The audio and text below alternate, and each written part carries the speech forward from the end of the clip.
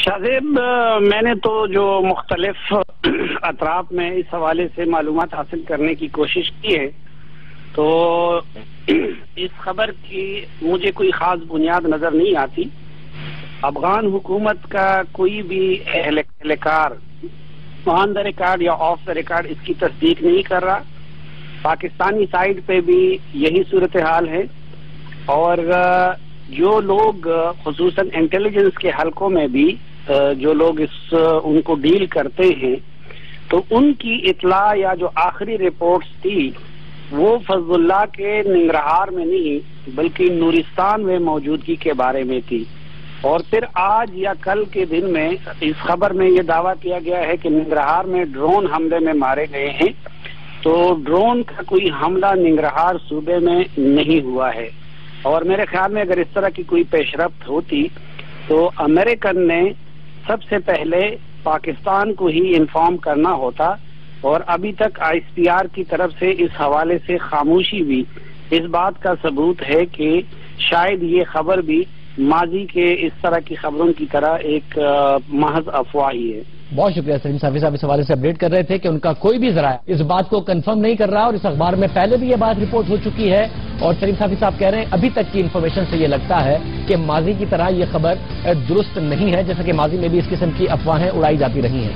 Programme میں آگے بڑھتے ہیں اور بات کرتے ہیں ایسی خبر کی جو ویسے خبر نہ ہوتی، مگر خبر اس لیے ہے کہ 10 ماہ پہلے اناؤنس کر دی گئی ہے۔ Army chief general Raheel Sharif کی جانب سے ان افواہوں کو مسترد کر دیا گیا جو ان کے حوالے سے اور ان کی مدت ملازمت کے حوالے سے بار بار اڑائی جاتی رہی۔ بار بار کہا جاتا رہا کہ آرمی چیف کو مدت ملازمت میں توسیع مل سکتی ہے۔ آرمی چیف کی جانب سے اپنی ریٹائرمنٹ سے 308 دن پہلے اس بات کا اعلان کر دیا گیا کہ وہ 308 دن بعد جب ان کی مدت ملازمت مکمل ہوگی تو وہ اس مدت میں توسیع نہیں لیں گے۔ مختلف حلقوں بشمول میڈیا کی جانب سے مخصوص وجوہات، ذاتی مفادات، صورتحال کو متنازع بنانے کے لیے اور سیاسی عدم استحکام کے لیے اور جمہوری حکومت اور ملٹری اسٹیبلشمنٹ میں اختلافات کا تاثر دینے کے لیے بار بار یہ کہا جاتا رہا کہ موجودہ آرمی چیف کی مدت ملازمت میں توسیع ہو جائے گی، ہونی چاہیے۔ لیکن جنرل راحیل شریف کی جانب سے تقریباً 10 ماہ پہلے ہی یہ بیان جاری کر دیا گیا ہے، جس کے بعد ان افواہوں نے دم توڑ دیا اور وہ تمام تجزیے، وہ تمام افواہیں غلط ثابت ہوئی جن میں بار بار آرمی چیف کی مدت ملازمت میں توسیع کی بات کی جا رہی تھی۔ یہ اہم اور غیر روایتی خبر آج پاک فوج کے تعلقات عامہ کے شعبے کی طرف سے جاری کی گئی اور آج ISPR کی جانب سے بیان جاری کیا گیا، جس میں صاف لفظوں میں بتایا گیا کہ آرمی چیف کی مدت ملازمت میں توسیع کی خبریں بے بنیاد ہیں۔ Army chief general Raheel Sharif کے مطابق آرمی ایک عظیم ادارہ ہے۔ آرمی چیف کی جانب سے کہا گیا کہ میں مدت ملازمت میں توسیع پر یقین نہیں رکھتا اور مقررہ وقت میں ملازمت سے ریٹائر ہو جاؤں گا۔ آرمی چیف کا مزید کہنا ہے کہ دہشت گردوں کے خلاف کوششیں جاری رہیں گی اور پاکستان کا قومی مفاد سب سے مقدم ہے، اس کا ہر حال میں دفاع کیا جائے گا۔ سب پہلے یہ باتیں کی جا رہی تھی کہ آرمی چیف ایکسٹینشن لیں گے یا نہیں لیں گے، اگر لینا چاہیں گے تو حکومت دے گی یا نہیں دے گی۔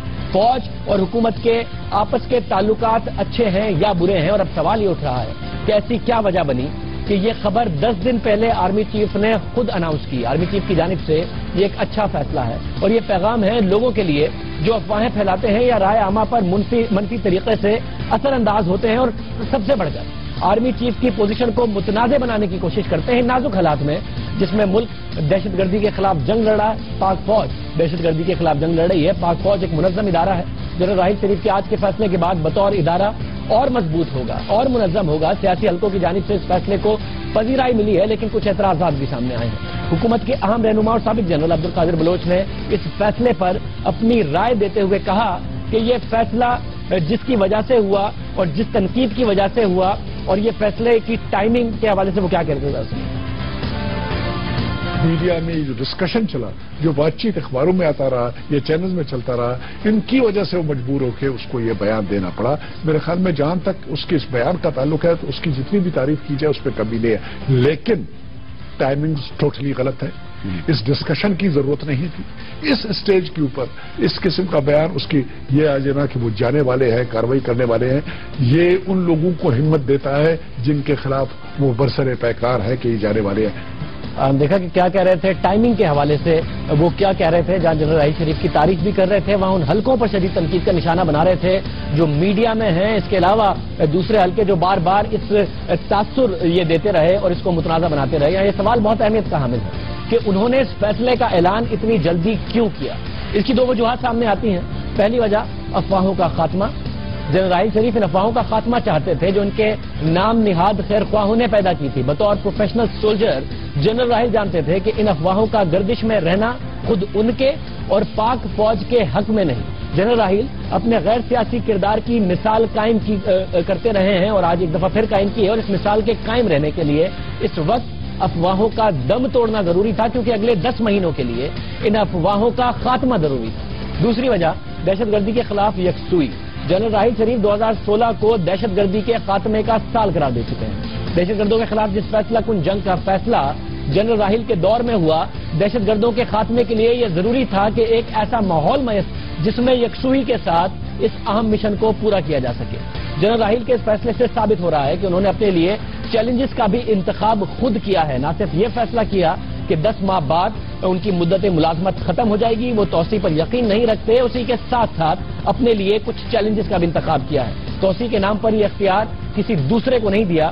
اگلے 308 دنوں میں ان کو کئی چیلنجز کا سامنا کرنا پڑے گا، اس لیے ان دہشت گرد گروپوں اور کلدن تنظیموں کے خلاف آپریشن کو اور تیز کرنا ہوگا جو معاشرے میں مذہبی منافرت پھیلا رہے ہیں، خاص طور پر ان گروہوں کے خلاف جن کو ماضی میں اثاثہ قرار دیا جاتا رہا ہے۔ جنرل راحیل شریف کے بطور آرمی چیف پچھلے 787 دنوں میں سول اور ملٹری قیادت میں ہم آہنگی نظر آئی ہے۔ دہشت گردی کے خلاف جنگ میں اب کوئی گڈ اور بیڈ طالبان کے حوالے سے اس طرح تنقید نہیں ہوتی جس طریقے سے پاکستان پر ہوتی رہی۔ تاہم تمام اہم امور پر سول اور ملٹری قیادت کی جانب سے اہم فیصلے بھی متفقہ کیے گئے، لیکن پھر بھی چند حلقے یہ خبریں دیتے رہے کہ سول اور ملٹری قیادت میں تنازعات ہیں اور یہ ایک صفحے پر نہیں ہے۔ لیکن اس وقت جنرل راحیل شریف کی جانب سے آج کا بیان بہت اہم ہے اور اس کے اثرات جو ہے وہ بھی پاکستان پر انتہائی اہم ہوں گے، اور جیسا کہ ہم چیلنجز کی بات کر رہے ہیں اگلے 308 دنوں میں جنرل راحیل شریف کو یہ ثابت کرنا ہے، ان کے لیے بہت بڑا چیلنج ہے کہ واقعتاً یہ سال دہشت گردی کے لیے پاکستان میں آخری سال ہے۔ پاکستان کی تاریخ میں اب تک 14 آرمی چیف تعینات ہو چکے ہیں اور general Raheel Sharif 15ویں army chief ہیں۔ ان 15 آرمی چیفز میں 5 آرمی چیف ایسے گزرے ہیں جن کی مدت ملازمت میں توسیع کی گئی یا وہ خود کو توسیع دیتے رہے اور تنقید سمیٹتے رہے۔ ان میں ایوب خان جنہوں نے بطور آرمی چیف 7 سال گزارے، یحییٰ خان جنہیں 5 سال جن کے پاس یہ عہدہ رہا، ضیاء الحق نے 11 سال سے زائد اور پرویز مشرف نے 9 سال سے زائد، جبکہ اشفاق پرویز کیانی نے 6 سال بطور آرمی چیف گزارے۔ یہ 5 جرنیل پاکستانی تاریخ میں متنازع بھی رہے ہیں۔ ان میں اشفاق پرویز کیانی بھی شامل ہیں۔ جہاں جنرل راحیل شریف نے اپنی ریٹائرمنٹ تاریخ کا اعلان کیا ہے، وہاں ان سے پہلے کے جنرل اشفاق پرویز کیانی نے بطور آرمی چیف اپنی مدت ملازمت میں توسیع لی اور پیپلز پارٹی حکومت کی جانب سے جنرل اشفاق پرویز کیانی کو بطور آرمی چیف توسیع دی گئی۔ پیپلز پارٹی کی حکومت اپنے 5 سالہ دور اقتدار میں ایک بھی آرمی چیف تعینات نہیں کر سکی، یعنی راحیل شریف جب اشفاق پرویز کیانی آئے تو اس وقت پیپلز پارٹی کی حکومت سے پہلے آ گئے تھے اور پیپلز پارٹی کی حکومت نے نئے آرمی چیف تعینات نہیں کیا، انہیں توسیع دی، اور جب حکومت ختم ہوئی تو اس وقت بھی آرمی چیف تھے۔ اور توسیع کی جو معاملہ تھا وہ اس وقت اس لیے بھی متنازع بنا کہ گیلانی حکومت نے جنرل کیانی کو مدت میں پوری ایک ٹرم یعنی 3 سال کی توسیع دی، جبکہ سابق D G I S I general Shuja Pasha کو بھی 1 سال کی توسیع دی۔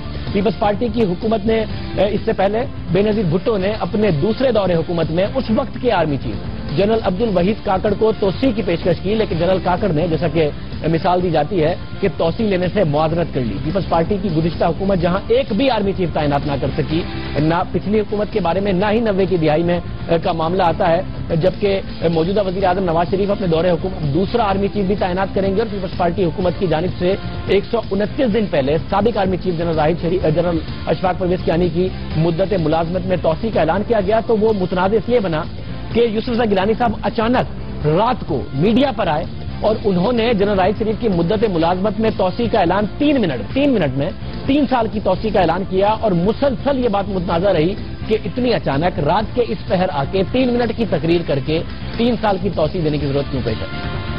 ملک کے بہترین مفاد میں نے وزیر اعظم کی حیثیت سے جنرل کیانی کو موجودہ پالیسی میں نرمی اختیار کرتے ہوئے صدر مملکت آصف علی زرداری کی مشاورت کے بعد 29 نومبر 2010 سے 3 سال کی مدت کی توسیع دینے کا فیصلہ کیا ہے۔ اور یہاں سے وہ معاملات شروع ہوئے جو بہت زیادہ متنازع بنے خود جنرل اشفاق پرویز کیانی کے کریئر پر۔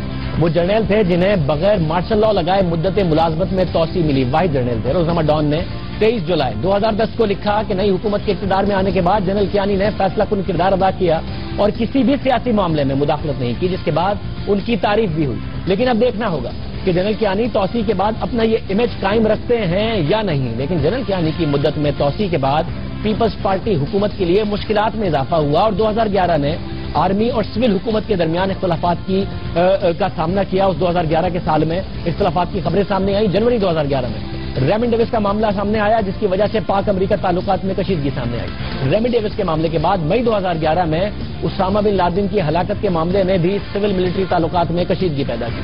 اس کشیدگی کا اندازہ اس بات سے لگایا جا سکتا ہے کہ سابق وزیر اعظم یوسف رضا گیلانی کو قومی اسمبلی کے فلور پر کہنا پڑا کہ اسامہ بن لادن کس ویزے پر پاکستان میں رہ رہا تھا، کیونکہ اختلافات اتنے ہو گئے تھے کہ جنرل کیانی کے ایکسٹینشن کے بعد کہ گیلانی صاحب پھٹ پڑے اور کیا کہہ رہے تھے ذرا سنیں۔ اسامہ بن لادن اس ملک میں 6 سال سے کیسے رہ رہا تھا، اس پہ میں نے یہ کمیشن بنا دیا۔ اب وہ پوچھ رہے ہیں کہ ویزے کیسے آئے تھے، تو ہم تو پوچھنا چاہتے ہیں کہ وہ کس ویزے پہ آیا تھا، how he entered Pakistan, that was the cause.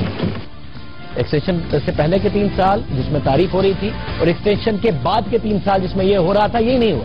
مئی 2011 میں میمو اسکینڈل کا آغاز ہوا، جس کے بعد اکتوبر 2011 میں منصور اعجاز کی جانب سے فائنینشیل ٹائمز میں ایک آرٹیکل لکھا گیا جس میں میمو اسکینڈل کی تفصیلات بیان کی گئی۔ 18 دسمبر 2011 کو چیف جسٹس افتخار چودھری کی جانب سے سو موٹو لیا گیا، جس کے بعد 21 دسمبر کو سابق آرمی چیف نے سپریم کورٹ میں حلفیہ بیان جمع کروایا، جس میں کہا گیا کہ میمو ایک حقیقت ہے اور اس کی تحقیقات ہونی چاہیے۔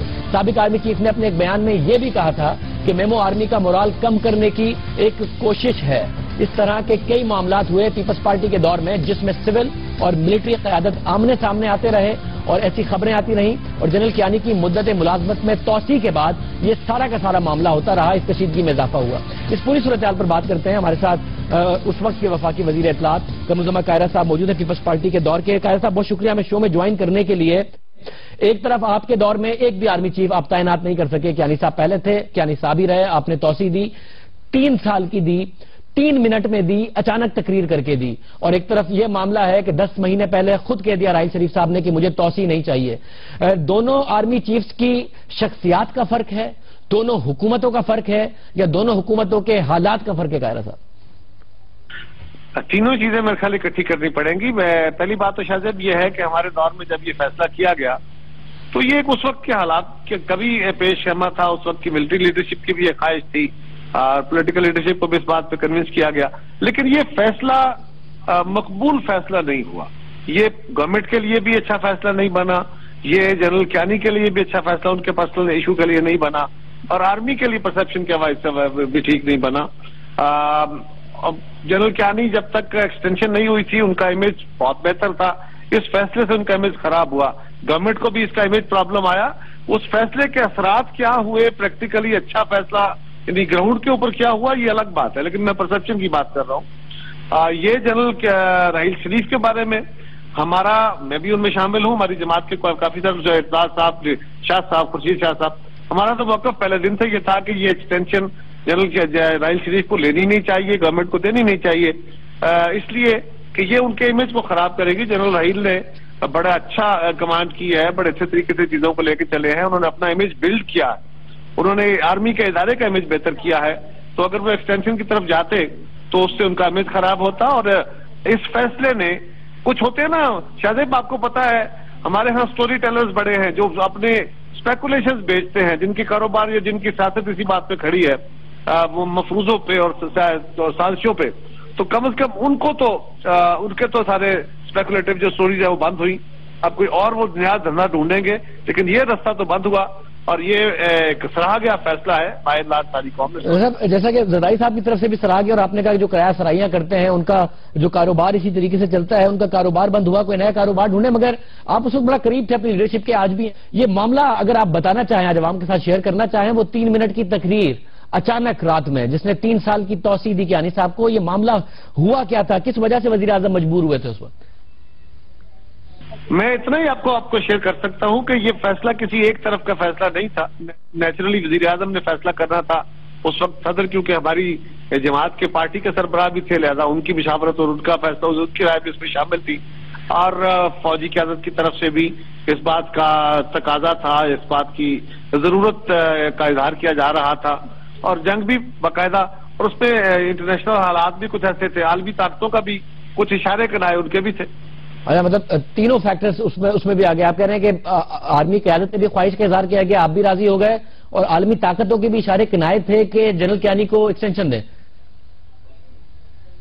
اشارے کنائے سے مراد یہ ہے کہ امریکن اس وقت سمجھ رہے تھے کہ جی یہ جنگ اس وقت جو جاری ہے وار آن ٹیرر کے، اس کے علاوہ اور نہیں، وار آن ٹیرر کے اندر تو یہ ایک بہتر فیصلہ ہوگا اگر ایکسٹینشن ہوتی ہے تو اس طرح.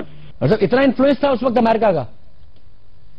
انفلوئنس کی بات نہیں ہے، انفلوئنس نہیں تھا. میں یہ کہہ رہا ہوں کہ اس وقت ایک جنرل تھیم یہ، اس وقت جنرل خیال یہ تھا کہ یہ ایک اچھا فیصلہ ہوگا، لیڈرشپ کنٹینیو کرے گی. بہت شکریہ. ہمارے ساتھ کمر الزما قاہرہ صاحب موجود تھے، اس وقت کے حالات کے حوالے میں رائے دے رہے تھے جو انہوں نے وٹنس کیا. سینئر وزیر تھے، لیڈرشپ کے بھی قریب تھے، کہ تینوں طرف سے معاملہ تھا، مگر خود فوجی قیادت کی طرف سے یعنی کہ جنرل کیانی کی طرف سے بھی اس خواہش کا اظہار کیا گیا. امریکہ کی طرف سے بھی ایک اشارے کنائے میں یہ بات کی گئی تھی. پروگرام میں ایک بریک شامل کریں گے، اس کے بعد ذکر ہوگا منظور کاکا کا.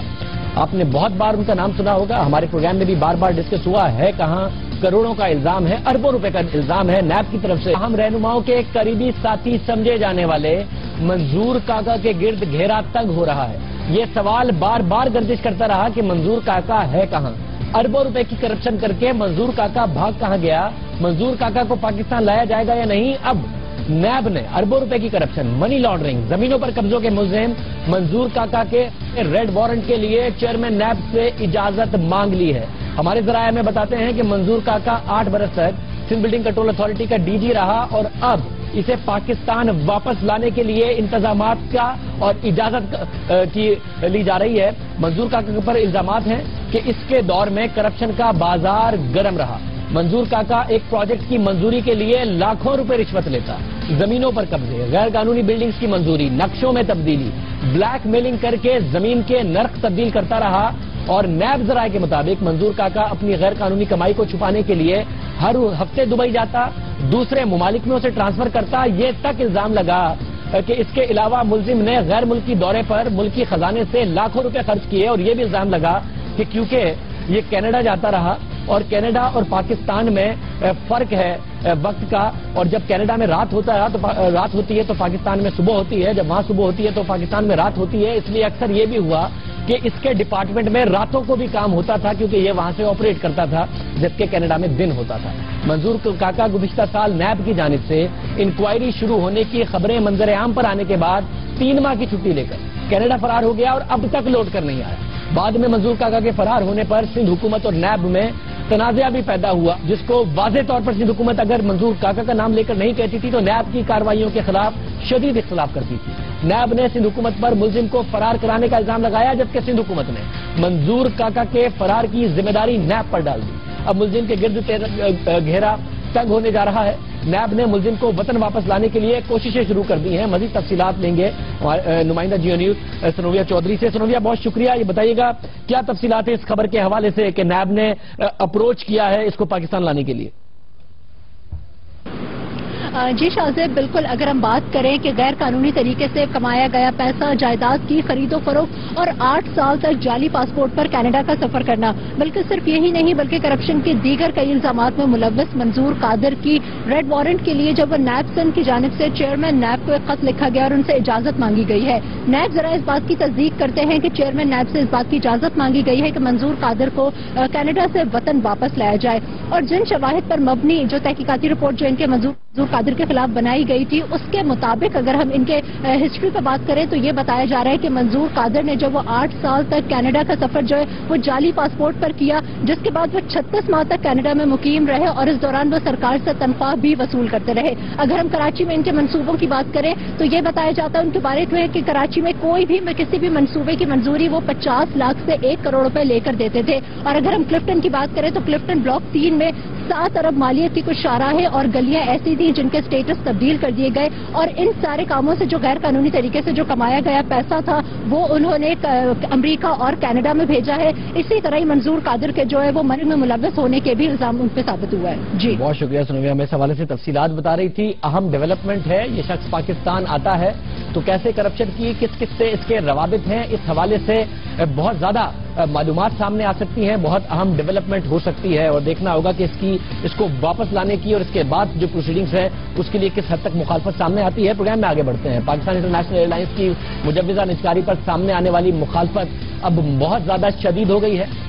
PIA की मुमकिना निजकारी के खिलाफ मुलाजमीन और अपोजिशन की जानिब से मुसलसल एहतजाज किया जाता रहा, लेकिन अब यह एहतजाज हड़ताल की जानिब बढ़ रहा है। ज्वाइंट एक्शन कमेटी PIA ने हुकूमती फैसले के खिलाफ PIA के हेड ऑफिस की तालाबंदी का फैसला कर लिया है। ज्वाइंट एक्शन कमेटी के अहदेदारान ने कल से मुल्क में PIA के बुकिंग समेत तमाम दफ्तर बंद करने का ऐलान किया है और ये भी कहा है, और ज्वाइंट एक्शन कमेटी के जो सरबराह हैं कैप्टन सुहेल बलोच ने हुकूमत और मैनेजमेंट को PIA की बदहाली का जिम्मेदार करार देते हुए खबरदार किया है कि मुतालबात ना माने गए तो 2 फरवरी को PIA के फिजाई ऑपरेशन भी बंद कर दिए जाएंगे। मुतासिर कौन होगा? अवाम। अगर फिजाई ऑपरेशन बंद होते हैं नुकसान किसका होगा? PIA का। साथ में आज उनकी तरफ से ये भी कहा गया कि हुकूमत हमें एक मौका दे, हम PIA को बहाल करेंगे, चला के दिखाएंगे, ना चला सके तो फिर हुकूमत बेशक प्राइवेटाइज कर दे। इस वक्त हमारे साथ सुहेल बलोच साहब मौजूद हैं। सुहेल बलोच साहब बहुत शुक्रिया में शो में ज्वाइन करने के लिए। 350 अरब रुपए का खसारा है, ओवर स्टाफिंग है PIA में, सारी दुनिया की इंटरनेशनल एयरलाइंस के मुकाबले में बहुत ज्यादा जहाजों की कमी है और पैसे हैं नहीं, और 3.5 अरब रुपए का तो सिर्फ डेट सर्विसिंग करती है PIA। आप कह रहे हैं कि आप चलाएंगे, हुकूमत आपको दे दे, कैसे चलाएंगे? बिल्कुल आप सही कह रहे हैं, लेकिन नॉर्मली ऐसा हुआ जो पिछले तजुर्बात से नजर आता है और जो हमने देखा है वो यही होता है कि प्रोमिसेस बहुत सारे होते हैं, एंड में इस तरीके से नहीं होता और डाउन साइजिंग भी होती है। जो हमारे एम्प्लॉइज डिफरेंट कंपनीज के थे उनको भी प्रॉब्लम हुआ, हमें भी नजर आ रहा है कि प्रॉब्लम होगा। लेकिन हैविंग सेड दैट आप ये देखिए कि अप्रोक्सीमेटली 8+ बिलियन रुपीज जनरेट कर रही है PIA एवरी मंथ अब नाउ। सो अगर हम ये इतना अमाउंट जनरेट कर सकते हैं, अपने टैक्सेस खुद दे सकते हैं, अपने डेट्स खुद दे सकते हैं, तो हम किसी पे इस तरीके इतना बोझ नहीं है जिस तरीके से प्रोजेक्ट किया जा रहा है कि हम 3-3.5 अरब रुपए, ऐसा एक परसेप्शन दिया गया है आम पब्लिक को कि PIA से 3-3.5 अरब रुपए हर महीने गवर्नमेंट से लेके अपने ऊपर लगा रहा है। ऐसा नहीं है, ऐसा नहीं है, मगर खसारे ऐसे ही हुए ना कि डेट सर्विसिंग करने के लिए लगा रहा है। मगर आप मुझे ये बताइए कि फिर मुझे कोई मिसाल दीजिए। आप प्राइवेटाइज होने की बात आती है, रिफॉर्म की बात होती है, आप कहते हैं ऑफिस बंद करने की, एक मिसाल दीजिए कि आप लोगों की तरफ से इस बात पर पिछले कई सालों में एहतजाज किया गया हो कि ये जो सियासी भर्तियां PIA में हो रही हैं PIA को डुबो देंगी, इसलिए हम स्ट्राइक का ऐलान करते हैं। ये जो PIA की मिसमैनेजमेंट हो रही है ये PIA को डुबो देगी, इसलिए हम हड़ताल का ऐलान करते हैं। ये जो मेरिट के खिलाफ लोग आ रहे हैं इसके खिलाफ तो आपने आज तक नहीं कहा कि आप PIA बंद कर देंगे। जब PIA को रिफॉर्म किया, प्राइवेटाइज करने की बात आती है आपकी तरफ से, ये बातें आ जाती हैं सामने। नहीं, देखें ये वाली बात नहीं है। हमने ये लास्ट ईयर भी किया था, बल्कि last year joint action committee के फोरम से मैंने और जो उस वक्त हमारे कन्वीनर थे जाकिर फारूक साहब, हमने एक बड़ा कॉम्प्रिहेंसिव लेटर चेयरमैन साहब को लिखा था और उसकी पादाश में हमें डिसमिसल का शो कॉज मिला और हमें कोर्ट ने स्टे दिया हुआ है। तो आवाज उठाने का मतलब है शो कॉज मिल जाता है और वो कहते हैं जी आप इनको तो फारिग करें, ये खामखा में बातें कर रहे हैं, बोल रहे हैं। साहब आपने ना आप चलाएंगे कैसे? आप तो वैसे ही एसोसिएशन को रिप्रेजेंट करते हैं, लेबर यूनियंस को रिप्रेजेंट करते हैं।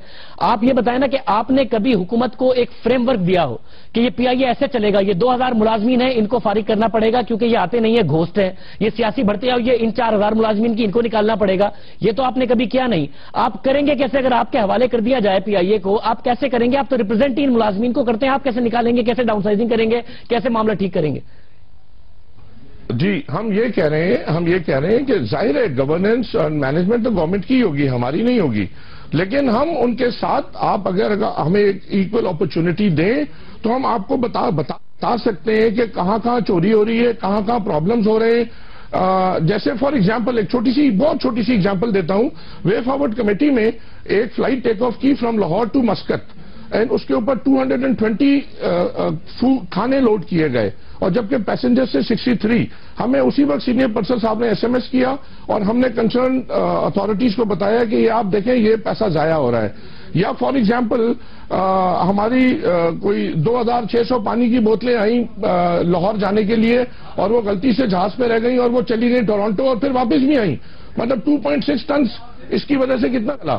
اب فیول کے لیے بڑا نقصان ہوا, اس پر اپنا احتجاج بتائیے گا. کتنا آپ نے احتجاج کیا, کتنی دھمکیاں دی پی آئی اے کو بند کرنے کی, فلائٹ آپریشن بند کرنے کی, کتنا احتجاج کیا آپ نے اس پہ؟ نہیں, آج اسٹرانگ اسٹینڈ اس لیے لیا کہ جو ہماری پرائم منسٹر صاحب سے کمٹمنٹ ہوئی تھی وہ یہ ہوئی تھی کہ پرائیویٹائزیشن نہیں ہوگی, 26% شیئرز نہیں دیے جائیں گے. پھر ایک آرڈیننس آ گیا, آرڈیننس چلا گیا, پھر ایک بل آ گیا اور ہمیں یہ کہا گیا کہ جب بل آئے گا تو ہم پہلے آپ کو بلائیں گے, پہلے آپ سے کنسلٹ کریں گے, پہلے ریوائیول پلان لیں گے آپ سے, and we would like to put all the employees on board. یہ نہیں کیا گیا اور بل بھی پاس ہو گیا. تو اب یہ اس ساری چیزوں سے یہی نظر آتا ہے کہ کچھ لوگ بہت جلدی میں and they really want to do it S A P. Sir میں پھر کہہ رہا ہوں آپ سے, آپ کہہ رہے ہیں کہ یہ سارا کا سارا آن بورڈ لیا جاتا. اسٹیل مل بند ہے آج, اسٹیل مل کے امپلائیز کو نہیں ملتے پیسے, تنخواہیں نہیں ملتی, سڑکوں پر آتے نہیں ملتی. آپ کیا چاہتے ہیں؟ میں پھر کہہ رہا ہوں کہ آپ کی طرف سے ہم نے گو سلو کی پالیسی دیکھی, بائی دا بک چلنے کی پالیسی دیکھی, فلائٹس لیٹ ہوتی ہیں, ہڑتالیں دیکھی, نہیں دیکھا تو پی آئی اے کی بہتری کے لیے کبھی ہم نے نہیں دیکھا آپ کا احتجاج. آپ کیا اسٹیل مل کی طرح بند کرانا چاہتے ہیں پی آئی اے کو؟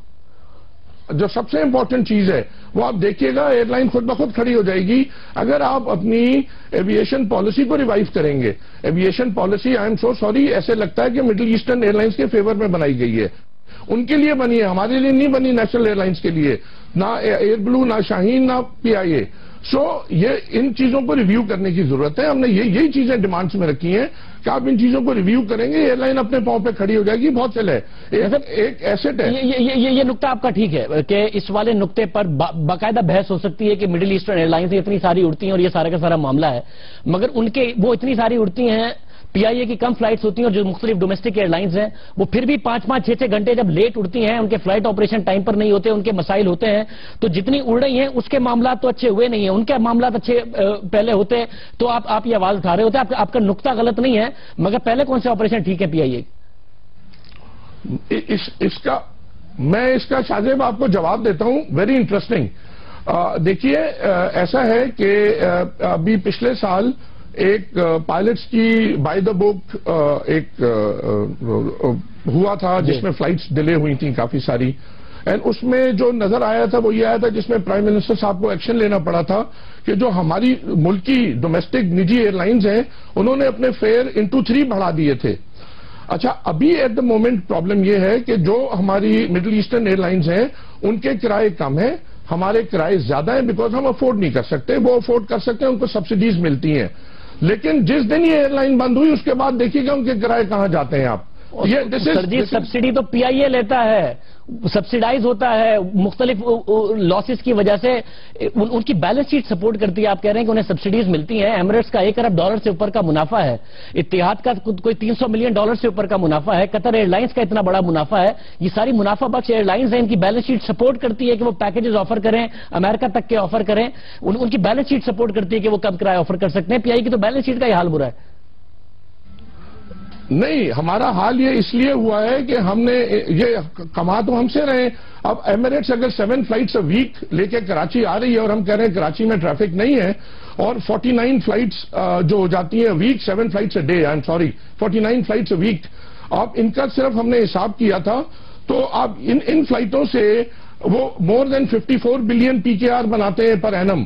آپ اس سے اندازہ کیجئے کہ جو ہم نے 393 فلائٹس دی ہوئی ہیں, ایویشن انڈسٹری میں کتنی جان ہے, کتنا زور ہے کہ 3000 سے اپروکسیمیٹلی 2.5 سے 3000 بلین ریونیو جنریٹ ہوتا ہے پر اینم.